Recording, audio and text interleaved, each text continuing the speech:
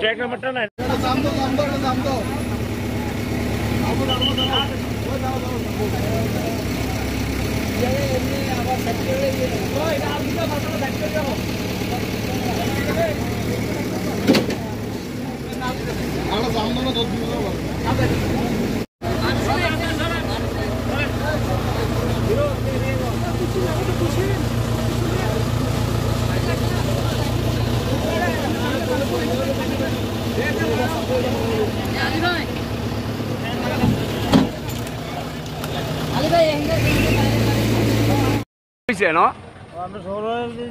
গরু গাড়ি করে রয়েছে একটা